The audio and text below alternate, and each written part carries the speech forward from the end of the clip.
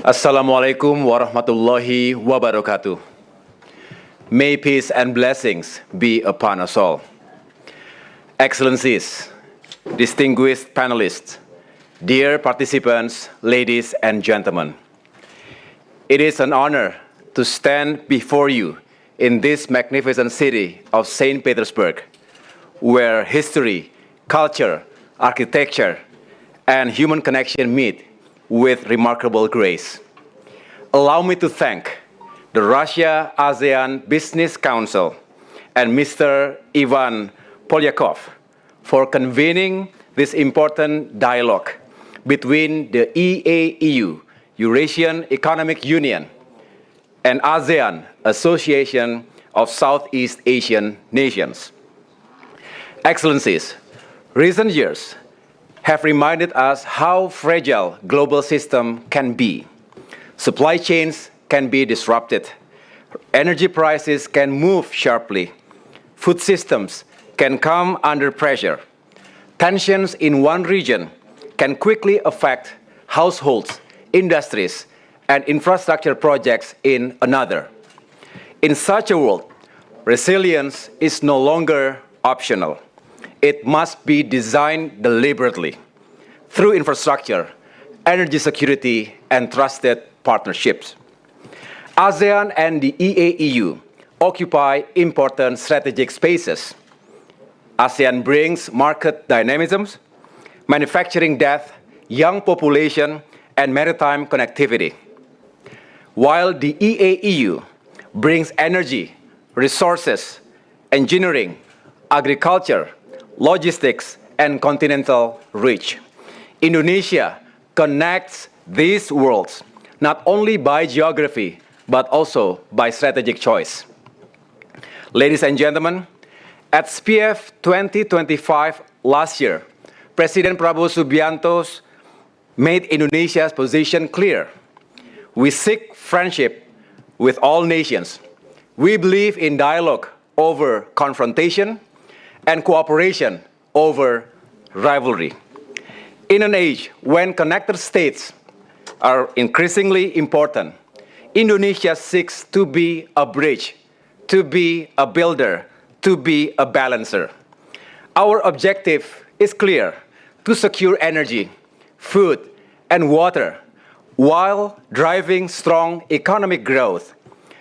These are the foundations of national resilience, economic sovereignty, and global stability. Distinguished guests, ladies and gentlemen, this dialogue comes at an important moment.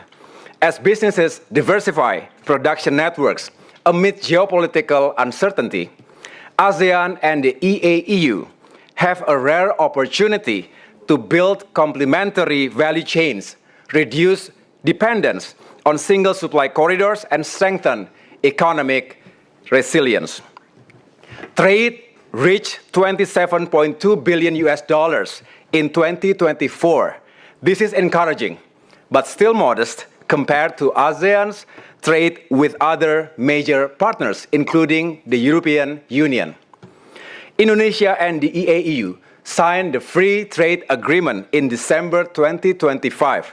The agreement is now in the process of ratification. Once it enters into force, it can help advance our trade and investments relations. Against this backdrop, allow me to highlight three priorities from Indonesia's infrastructure agenda. First, transport decarbonization. Transport is a major source of Indonesia's energy-related emissions. As Indonesia works toward its 2030 climate agendas and net zero emissions by 2060, transport transformation will be essential. This includes electrified rail, green mass transit, electric vehicles, battery ecosystems, sustainable aviation fuel, and cleaner maritime transport. For us, this is also about industrial upgrading. Indonesia does not want to join the energy transition only as a raw material supplier. We want to participate in value creation. Second, Strategic connectivity. As the world's largest archipelagic nation with more than 17,000 islands, connectivity is what binds Indonesia together, expands opportunity, and strengthens our competitiveness. We are strengthening strategic ports, integrating logistics, and advancing rail development from high-speed rail to future and better and expanded corridors across Sumatra, Kalimantan, and Sulawesi. This once again open opportunities in joint manufacturing of rail and equipment, technology transfer in signaling and digital logistics, and integrated rail, port, and logistics corridors. Our aim is simple: to move people, goods, and opportunities more efficiently across the archipelago. Third, climate resilient infrastructure.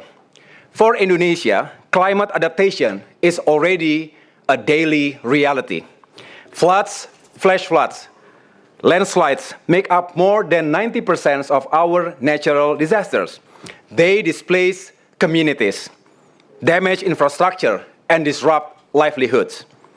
Along Java's northern coast, land subsidence and sea level rise are threatening millions of people, and a number of big ports, industry, agriculture, and special critical economic zones and infrastructure.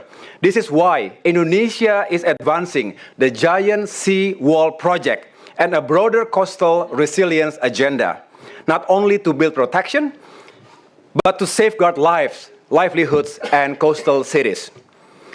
These open opportunities in engineering, barrier technology, operations, early warning systems, as well as joint research.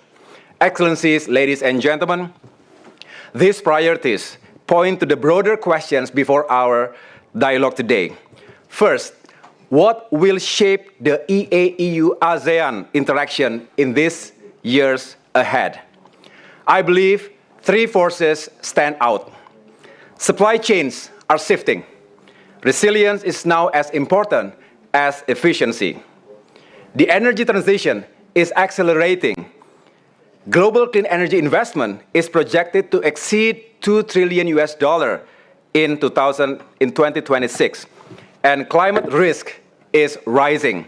This makes resilient infrastructure both a development necessity and a major investment opportunity.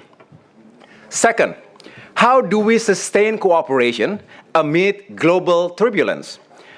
The answer is practical cooperation. We must move from dialogue to deals, from frameworks to projects, and from goodwills to durable and trusted partnerships. This means joint investment in real industrial projects grounded in genuine transfer of technology. It means simpler rules across logistics, customs, digital trade, and investment. And it means stronger business-to-business channels where the Russia as ASEAN Business Council can play a valuable role. Ultimately, our task is clear: to make prosperity and sustainability reinforce each other. We can begin with 4 sectors of clear mutual benefits: green infrastructure and clean energy, AI-powered logistics, climate-resilient engineering, and the maritime industrial ecosystems. Distinguished participants, ladies and gentlemen, Indonesia's 3 priorities form a single integrated vision: a stronger, greener, and more future-ready Indonesia within a stronger, greener, and more interconnected region. By combining the engineering excellence and resource depth of the EAEU with the market dynamism and strategic geography of ASEAN, we can build infrastructure that endures, industries that innovate, and partnerships that can withstand uncertainty. Let us be the generation that chooses cooperation over fragmentation, resilience over vulnerability, and long-term partnerships over short-term gain. Let us build not only stronger economies, but also stronger trust between our nations. Thank you, terima kasih, spasiba.